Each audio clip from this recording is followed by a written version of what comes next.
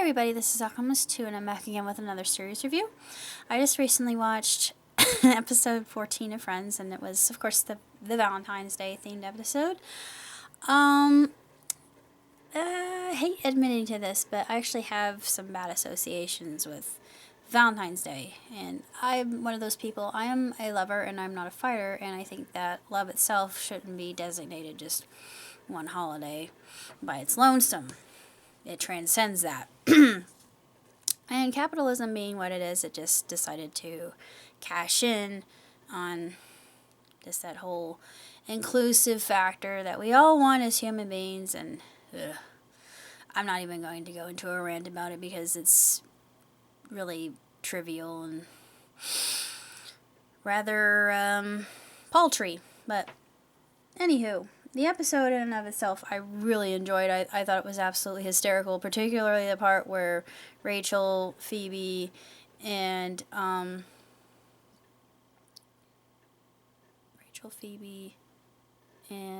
Monica, they all set this, they do at the behest of Phoebe, they go through this cleansing ritual, and they almost burn the apartment down, but hey, the cute firemen come.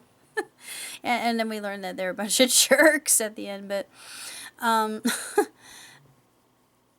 men are not all jerks, just so you know. That there are a lot of them out there, but it just kind of pinpointed that. I thought it was kind of a bad it was a misrepresentation of the male sex, just saying.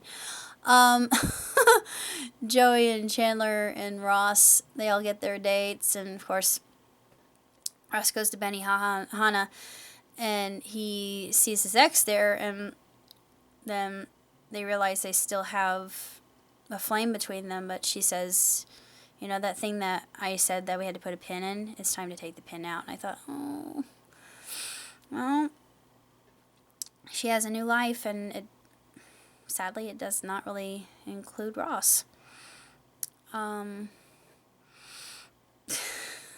Poor Chandler. Oh, I really felt for him. And that soliloquy that was delivered by Janet, that was probably the best part of the entire show. She looks at him dead in the eyes, and she said, "You realize that you need me. No, you want me. You can't live without me. My name is called out like a foghorn. Janet, Janet, you can't deny it. Because you're in love with me, Mr. Bing. You just don't know it." And I thought that particular scene was just hysterical.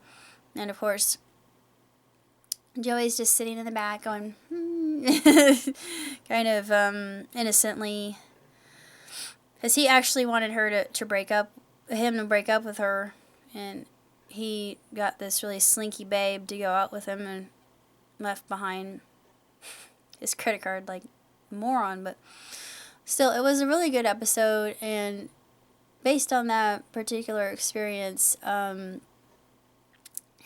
I can say I've dated some frogs in the past, but I think it's leading up to something more permanent, and there's going to be somebody out there for me. I know that, and I'm not worried about it. I mean, I've got my whole life ahead of me, so, you know, I'm not worried. But anyway, let's see, I recently came up with a new idea. I actually told my friend about it, and it's called For Whom the Bell Tolls. And the main premise of this script was, I have this thrill seeker, and he is a stuntman, and he defies death every single solitary day. Fortunately, and this is the caveat, what occurs is he does a stunt on his motorcycle that throws him into a coma.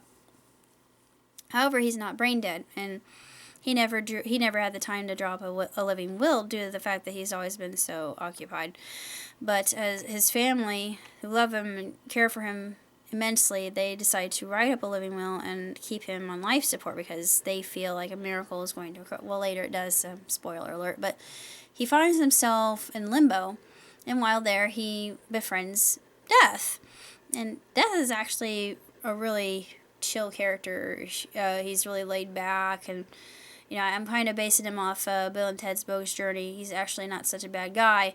He's, awesome. I mean, he's a really nice character, very playful, and has a really strange sense of humor sometimes. Yeah, I know this to be true, but there are going to be some lines in this film, kind of like with, what was that one movie I really liked that other people didn't? It was The Funeral, I do believe it was called. And it was chock full of gallows humor. I absolutely loved it. There was a scene in that movie where the casket actually falls over and the body falls out, and I was just, I just laughed so hard. I know in real life, had something like that happen, I probably would have been absolutely appalled, but knowing that it was just a movie, I don't know why, but it tickled me. I thought, my God, sometimes I could be so morbid, and I don't mean to be. It's not like I go out of my way, but sometimes, my humor can be kind of out there, but I'm not always that way. I'm not always drawn to the darker kind of humor. My humor is very zany and spontaneous, and that's why I decided to write. It was just a daydream that I had, and I thought, you know what, this would make a really fantastic film if it was, if it does indeed go the distance. It's something I've never done. I've always wanted to do dark humor, so hey, I get to exercise my talent in that. I've done everything else, just about. Whenever I write, it just seems to flow, and I'm working on Sub-Santa right now, which was an idea that TTR gave me, and I'm not sure how close I am to finishing it, but I am also working on, let's see here, what else am I working on? Oh, hi. Thank you. I will look that up. See how much it's worth. And anyway, I'm working on Selfish and Born to Love, which I've already mentioned. And then I'm going to be working on, let's see, Voice of the Ancestors. No, wait, yeah, it's called Voice of the Ancestors. It's another story about Africa. Because I already did one, it was, you probably remember it, but it was Jungle Book meets Tarzan, in a way. I had talking animals and all that. But, anyway, that's basically all I have to say, and so far, things are going well, and I am thinking, very seriously, of joining my choir again. Everybody who was jealous of my memorization, and I have a lot of songs that are locked in here, never to disappear. I have a living jukebox, and it will never go away. I love my mind, and God has gifted me with that. But all those haters, they're gone, and now I can go back, and hopefully no one's going to be jealous of me anymore. But even if they are, I don't care. I'm not there for them. I'm there for God. Sorry to wave my little Christian flag. See, beyond that, I'm going to church. I'm enjoying that. I've applied for jobs. I'm applying for unemployment. And that's pretty much all I have to say for now. So until next time, live long and prosper. Ciao, ciao, ciao.